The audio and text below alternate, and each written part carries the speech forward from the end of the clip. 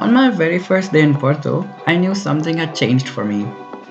And it wasn't just a 1 hour time difference against back home in Belgium, it was something more sincere, more surprising. I went running. Yes, you heard that right.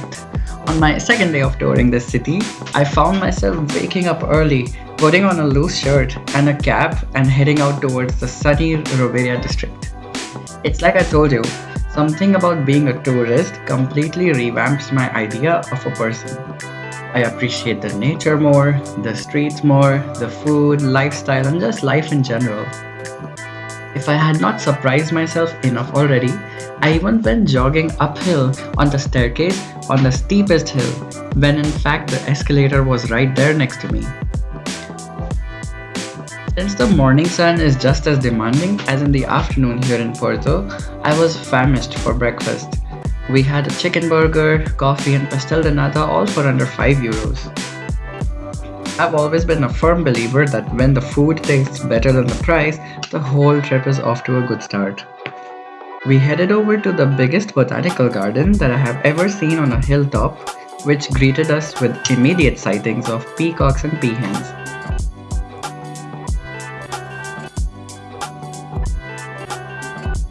Also, there is much to say about these designer drain covers that I find sprawled out across the city.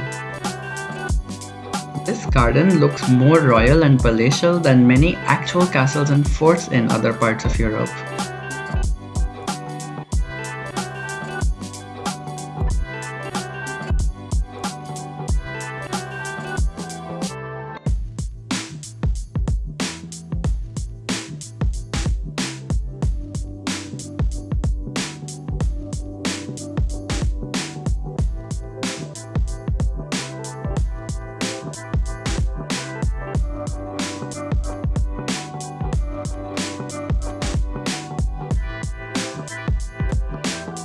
There are stone based designs, tile art, paintings, even a schematic layout of multiple scented flowers, which definitely takes effect. I could spot jasmine and roses in multiple places, but there are also nasturtiums, pansies, and surprisingly, palm trees. Also, considering that this garden is completely free to enter and explore, I think spending a whole afternoon here is totally worth the time. Now, I'll let you enjoy this montage of my gallery just so you get a sense of how sensory yet relaxing this garden is.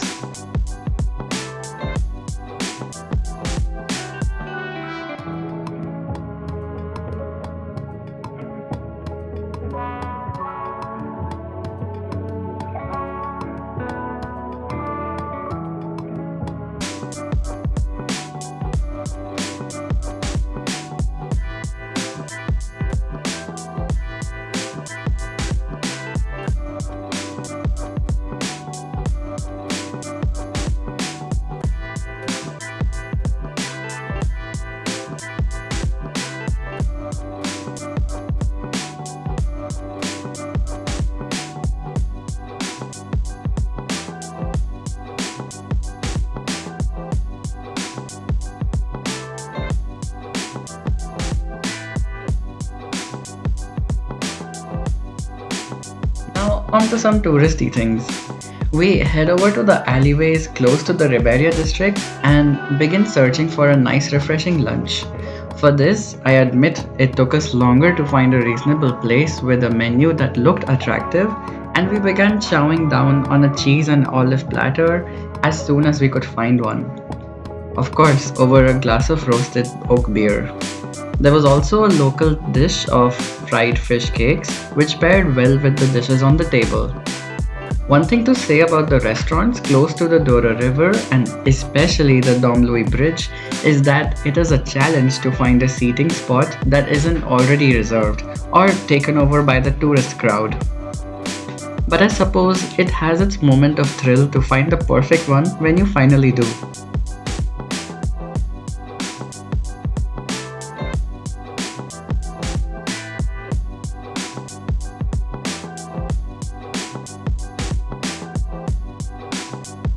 Next on the list was the Sao Bento railway train station, which had very captivating paintings on the tiles. I could figure out that there was a land acquisition or a fight of some sort being depicted on the painting, but since I do not know the language of Portuguese or Latin well enough, that was the end of my artistic interpretation. Later in my trip, I will come to know on my wine tour that this was actually an artwork that took over 11 years to prepare, and it depicted two stories of battle, marriages, and some moments of rural life, including making wine. Since we had some time to spare until the evening, we began walking towards another mercado, and on the way picked up some nice souvenirs. These included pastel de nata, Portuguese socks, olive oil, ice cream, and lemonade to revive ourselves under the afternoon heat.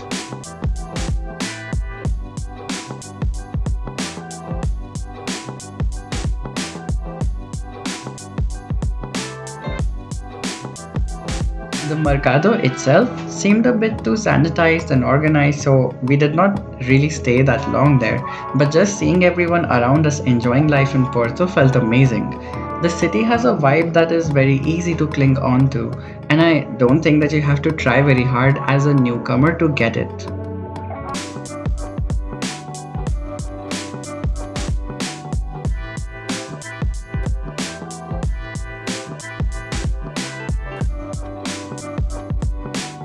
For dinner, we headed over to an Indian restaurant and had our fill, which honestly felt like the end of the day for us. Good amount of walking, good amount of food. It is a proper announcement for a good night of sleep too.